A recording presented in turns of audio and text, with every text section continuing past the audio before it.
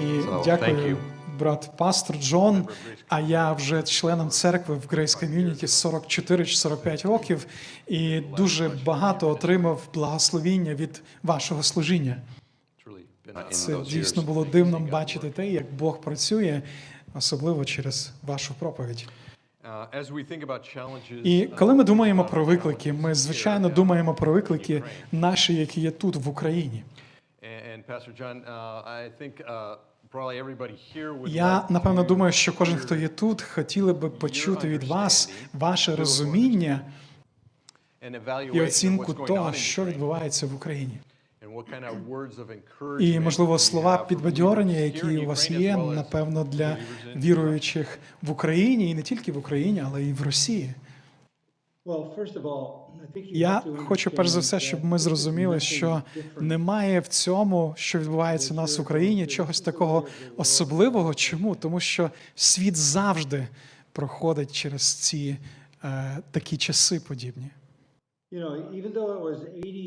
І, напевно, пройшло 80 років, коли завершилась Друга світова війна і почалась ось ця війна, коли Росія напала на Україну. Скоріш за все, найдовший період часу, коли була відсутня війна в Європі. І, звичайно, ми знаємо, що зло, воно буде давати про себе знати. Чи це в геополітиці, чи це просто в якихось інших питаннях економічних, але той, хто панує в цьому світі, князь цього світу, він вбивця. Тому це типово для сатани вести себе так. Ісус сказав, будуть війни і воєнні слухи, народ повстане проти народа.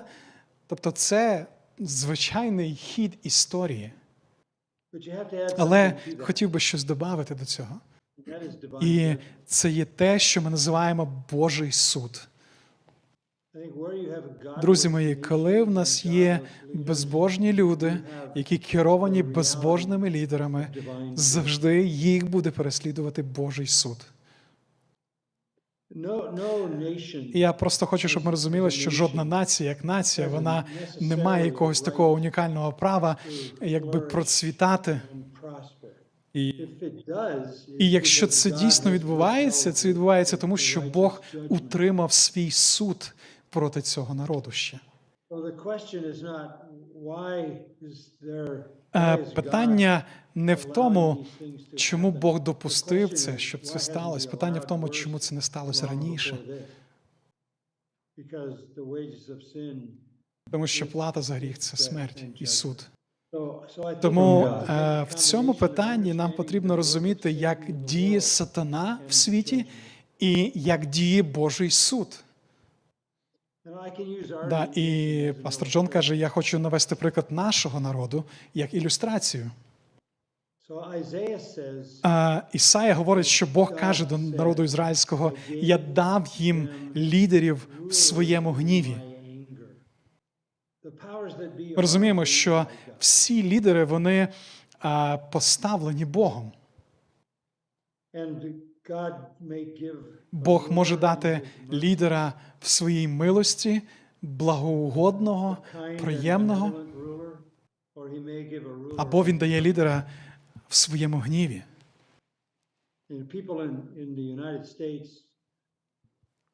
І лідери, і люди в Сполучених Штатах зараз задумуються, як це можливо мати таких некомпетентних і таких нерозумних лідерів, яких вони мають зараз. І я думаю, що це якраз ілюстрація того, що Бог дав нашій країні лідера в своєму гніві. Це суд над Сполученими Штатами. Пам'ятаєте, послання до Римлян, перший розділ говорить про те, що Бог віддав їх.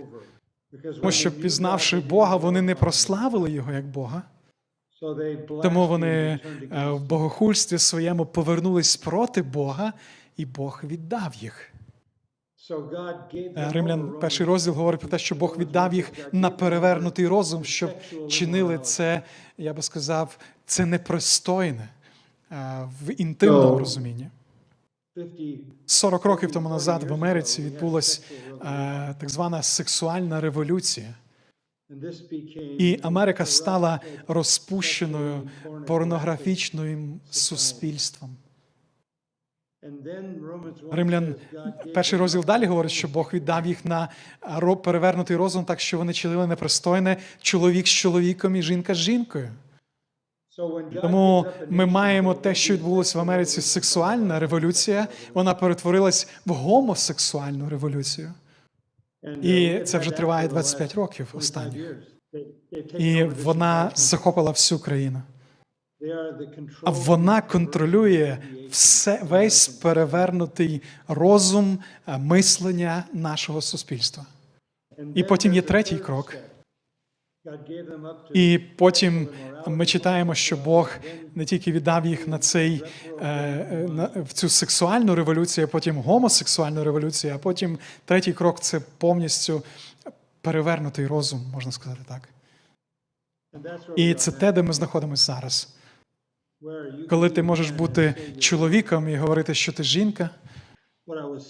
І те, що я хотів сказати, це те, що останній крок, коли Бог залишає націю або народ, країну, це Він залишає їх в їхньому безумі. Тобто те, що відбувається зараз в нашій країні, це повний безум в тому розумінні, що люди не хочуть відрізняти правду від неправди. Вони не хочуть цього. Тому що зараз в країні заполонило це бажання багатьох молодих людей змінювати свою стать. Тобто вони хочуть змінювати своє тіло фізично, чоловіки хочуть ставати жінками, і жінки хочуть ставати чоловіками фізично. І це зараз настільки поширено. І президент зобов'язав кожну лікарню забезпечити цю операцію по переміні статей. То кожна лікарня повинна мати доступ до цього і робити це людям, якщо вони хочуть. Відбувається зараз оця, переміна статей в дітей. Батьки дітям роблять. Не просто десь підпільно це робиться, але лікарями в лікарнях. Дозволено. І кожна страхова компанія повинна забезпечити страхівкою кожну родину на те, щоб вона могла бути спроможною зробити ось таку подібну операцію. Тому в будь-якому визначенні це є безум. Тому, коли я дивлюсь на нашу державу, на нашу владу, я бачу Божий суд згідно першого розділу послання до римлян. І тому, брати мої і сестри, я просто хотів би, щоб, дивлячись на те, що відбувається сьогодні, ми побачили це ширше в тому розумінні, що цей світ, він завжди під керівництвом князя цього світу, який є вбивцею з одного боку, і з іншого боку, це додається тим, що Бог вершить свій суд над цим світом. Але є добре слово потіхи в книзі пророка Малахії, коли Малахія каже, в цьому суді Бог знає тих, хто його. Тому з 8-го розділу послання до римлян ми пам'ятаємо, що він не загубить своїх, він не втратить їх.